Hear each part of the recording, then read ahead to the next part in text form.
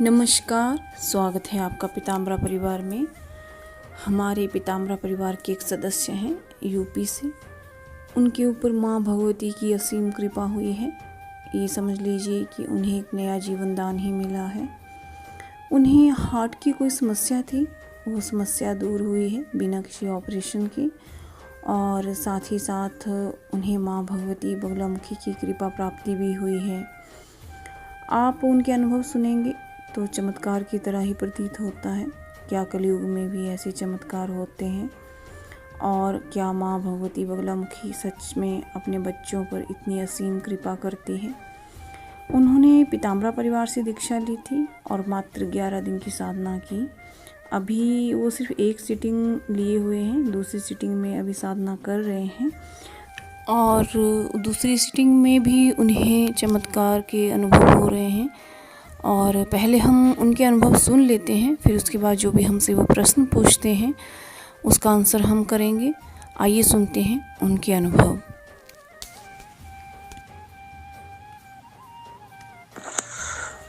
गुरु माँ प्रणाम। मैं यूपी से बोल रहा हूँ। मैंने कुछ दिन पहले आपसे माँ पीताम्बरा का मंत्र का दीक्षा लिया था और मैं एक बार अनुष्ठान भी कर चुका हूँ। उसमें मुझे बहुत फायदा हुआ। मुझे हार्ट की प्रॉब्लम थी, वो माता ने मुझे ठीक कर दिया। मैं एकदम स्वस्थ हूँ।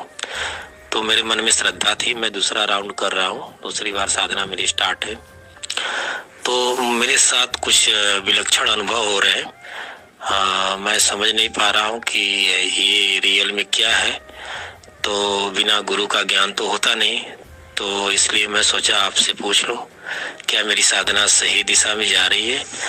क्या ये लक्षण ठीक है या क्या है?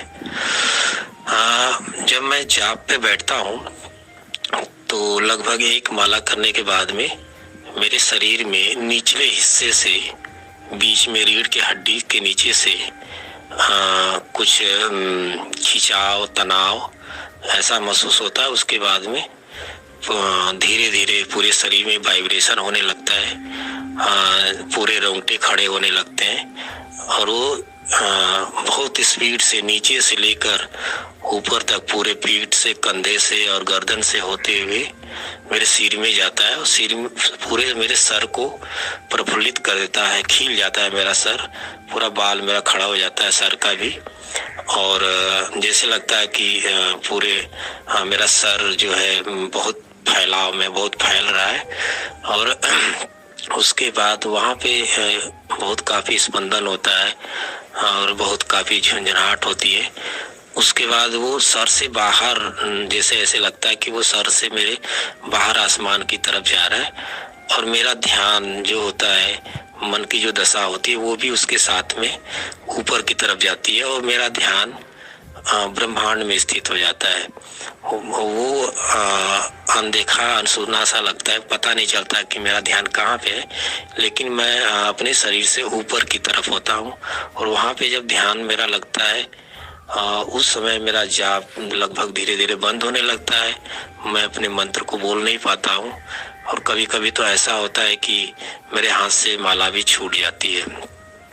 और ये जाप में मुझे कंटिन्यू होते जा रहा है, रोज जब भी मैं बैठ रहा हूँ तब होते जा रहा है।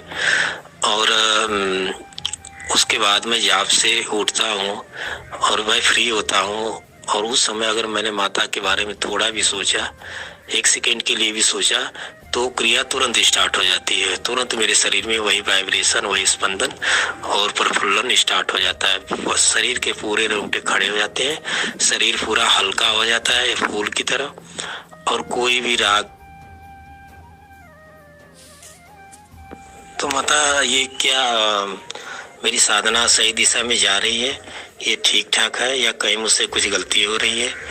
मैं माता को पाना चाहता हूँ, उनके आशीर्वाद को, उनकी ममता को पाना चाहता हूँ। प्लीज मुझे हेल्प करिए और मुझे सलूशन दीजिए, क्या सही है क्या गलत है। थैंक यू माता। जैसा कि आपने उनके अनुभव सुने, देखिए जो भी उनकी हार्ट की प्रॉब्लम थी वो भी सॉल्व हो गई है। ये सिर्फ उनकी मेहनत का फल है। माँ भगवती की असीम कृपा उन्हें प्राप्त हुई है। साथ ही साथ वो कह रहे हैं कि उनका जो रीढ़ की हड्डी का अंतिम छोर है वहाँ से कोई एनर्जी उठ रही है और सहस्त्रार को विंधते हुए ब्रह्मांड तक जा रही है। इसका मतलब ये है कि उनकी कुंडलिनी शक्ति जो है वो जागृत होने की अवस्था में है।